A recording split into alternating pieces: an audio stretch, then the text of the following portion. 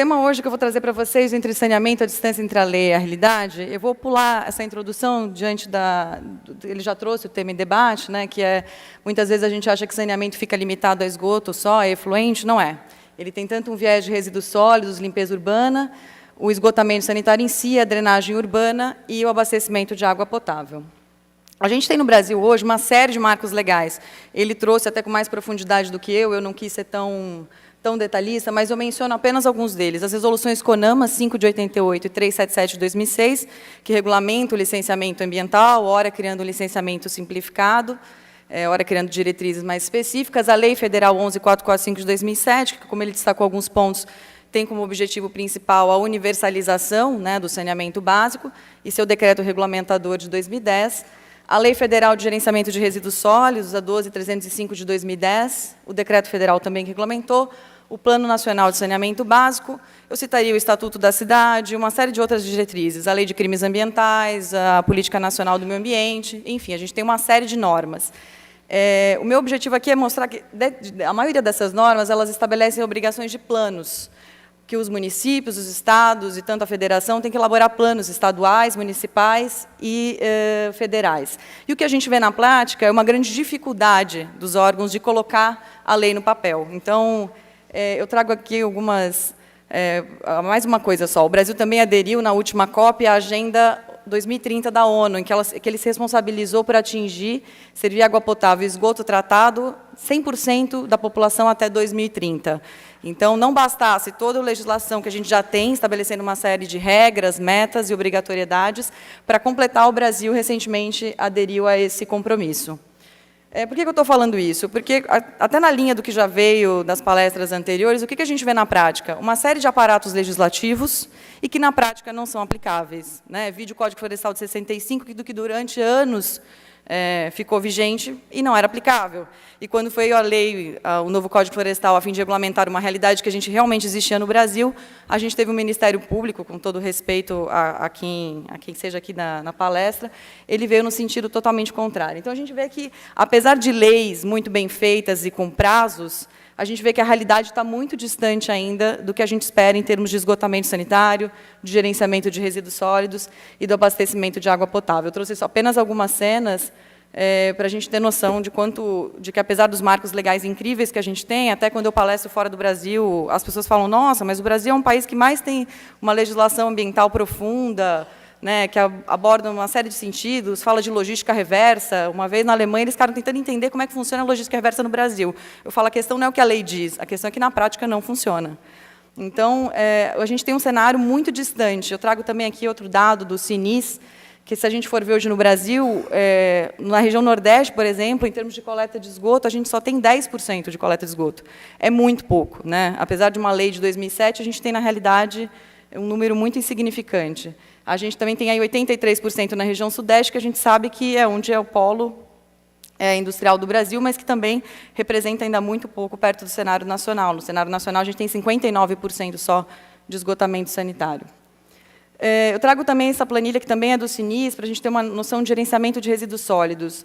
Não sei se vocês vão conseguir enxergar daí, mas a barrinha cinza é que mostra os municípios que sequer têm levantamento da quantidade de resíduos sólidos gerados, tanto de limpeza urbana quanto de resíduo de empresas. O laranjinha são os resíduos que são encaminhados para os aterros sanitários, aterros controlados, desculpa. E o vermelho são os lixões. Então, se a gente for ver hoje no Nordeste, a maior parte dos resíduos sólidos são encaminhados para lixões. Né? E sequer a informação. A gente tem só um número positivo no sul do Brasil, que a maior parte dos aterros sanitários são controlados. Lembrando que a política de gerenciamento de resíduos sólidos, ela ampliou o prazo recentemente, até julho desse ano, 31 de julho de 2018, é o prazo que os municípios têm para finalmente encerrar os lixões. E a gente sabe que a realidade está muito distante disso. Né? Recentemente, no julgamento do Código Florestal, foi retirada aí a possibilidade de intervenção em APP para o gerenciamento de resíduos sólidos. Foi um posicionamento dos ministros do STF. Então, para regiões, para municípios em que grande parte é ocupada por APP, isso vai ser uma questão ainda mais complicada de conseguir atingir o fim desses lixões. Bom, o que eu queria mostrar com isso? É que a gente está, apesar de todo um aparato legislativo consolidado, a realidade é muito distante, e o Brasil, no ranking internacional, ele está muito abaixo em termos de esgotamento sanitário. Né? Enquanto a gente está num alto grau na economia, ainda a gente tem um ranking de saneamento muito baixo no Brasil.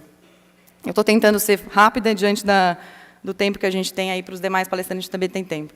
Então, o meu objetivo é mostrar quais são os principais entraves. Por que se a gente tem um marco legal, uma legislação estruturada, a gente tem uma realidade tão díspare disso?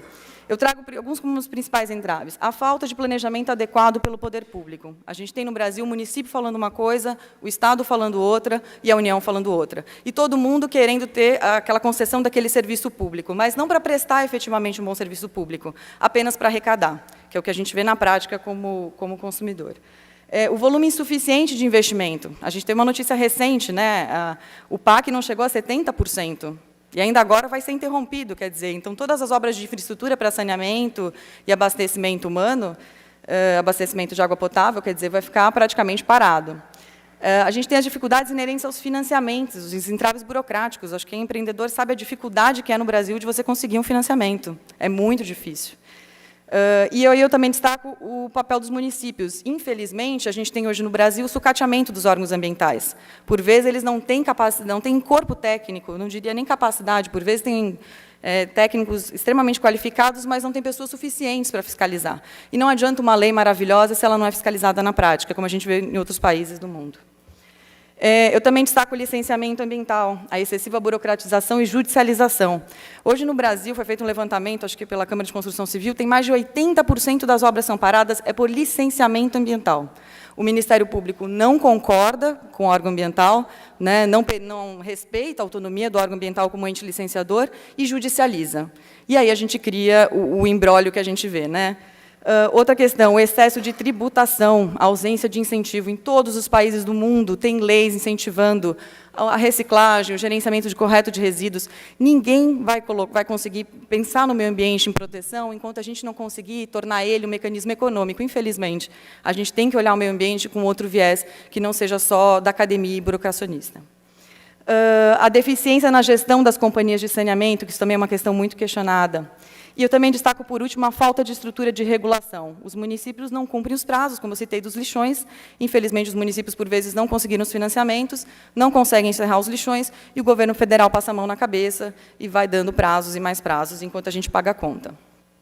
E, já que eu só mostrei um cenário ruim, tudo de ruim que tinha, vamos falar de coisas boas. O que hoje sinaliza no cenário nacional que a gente pode sentir que pode ter uma visão diferente? A primeira, uma nova medida provisória, a privatização do setor, que é muito discutida pelo Michel Temer. Um projeto de lei com incentivos econômicos claros. Né? A gente vê essa questão de saneamento básico com um viés mais econômico. A própria lei da REURB, que, infelizmente, assim como o Código Florestal, já foi judicializada. O Ministério Público participou do processo legislativo, não concordou, né? não respeita a democracia que a gente tem no Brasil, e judicializou. Tem 3 ações diretas de inconstitucionalidade. A lei acabou de entrar em vigor.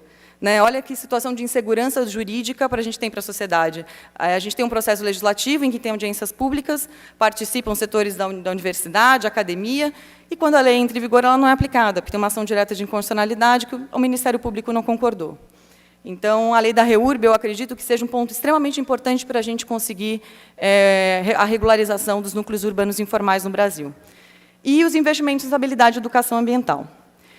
Eu trago, da medida provisória que eu mencionei, o Michel Temer, no Fórum Mundial da Água, quando da abertura, ele foi muito questionado sobre essa medida provisória. Se a gente for procurar no site, ela nem está ainda... Tem a íntegra dela, mas a medida provisória nem tem número, para vocês terem ideia, porque eu acho que de tanta polêmica que isso que ocasionou. Mas, em breve síntese, ele pretende fazer uma revisão.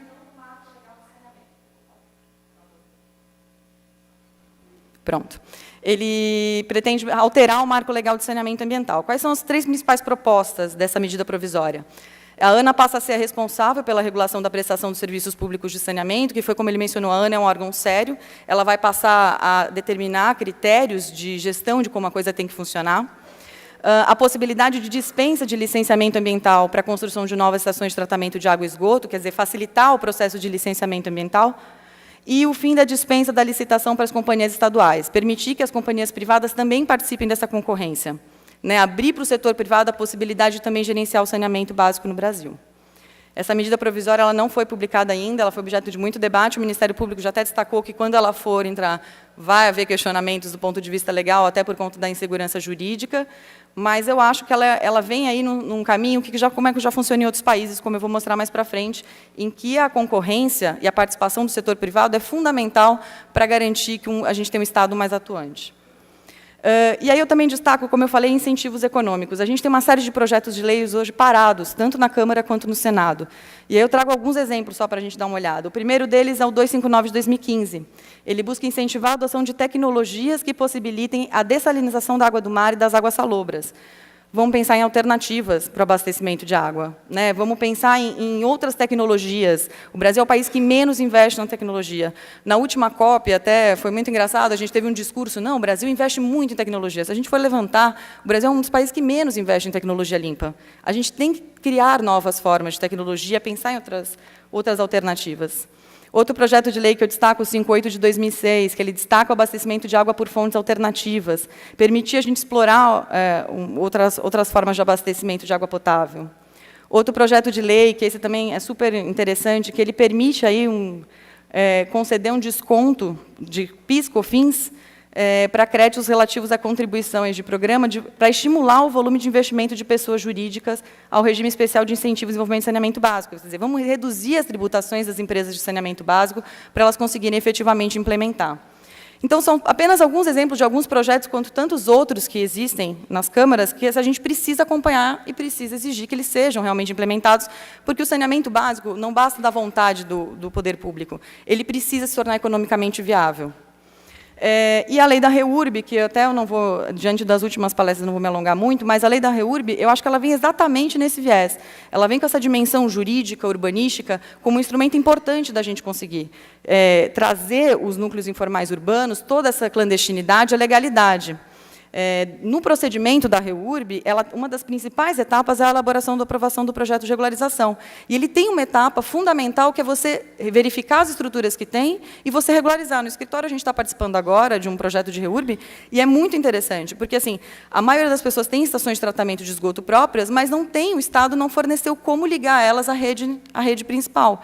Então, é você conseguir, hoje, estabelecer dentro daquele núcleo urbano informal a regularidade. Vamos ver como isso aqui vai funcionar. Vamos fazer estudos técnicos, né? Você conseguir trazer a legalidade realmente os empreendimentos. Eu nem vou entrar na questão da súmula da fato consumado, porque eu compartilho da opinião do Edson Milaré de que isso foi uma reação à declaração de 32 artigos constitucionais, os 40 do Código Florestal, e acho também que ela não pode ser interpretada isoladamente, ela tem que ser interpretada de uma forma conjunta, só que ela vem em contraposição a uma série de normas no Brasil de regularização, que nem o CAR e o PRA. A gente precisa ter uma legislação que esteja refletindo a realidade. A gente tem que parar no Brasil de achar que a gente tem que ser romântico, né? Porque muito mais vale uma lei bem aplicada do que o romantismo de um ideal de uma lei muito linda que, na prática, ela não serve.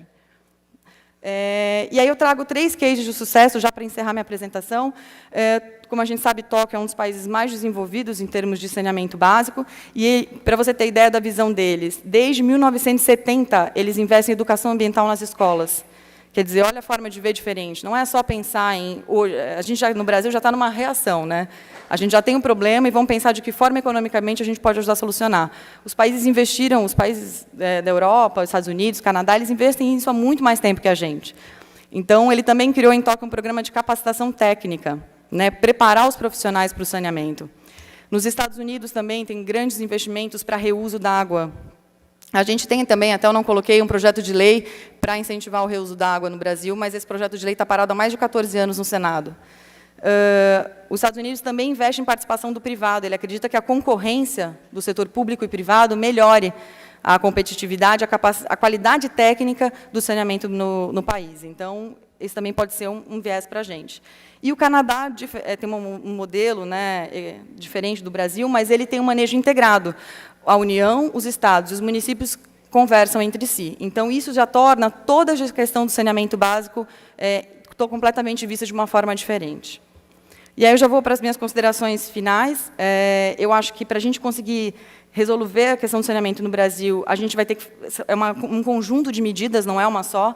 São melhorias no planejamento setorial, é uma tributação mais racional, a gente precisa de uma reforma tributária, a gente precisa de incentivos econômicos para reciclagem, para compostagem, a gente precisa ver a questão diferente.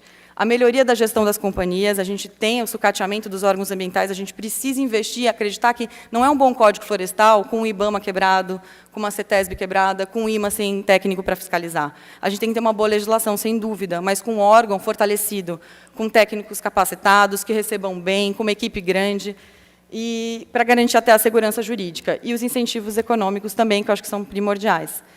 Eu queria agradecer isso, eu tentei ser breve, diante do tardar da hora, e fico à disposição, se vocês tiverem qualquer dúvida ou quiserem a apresentação disponibilizada.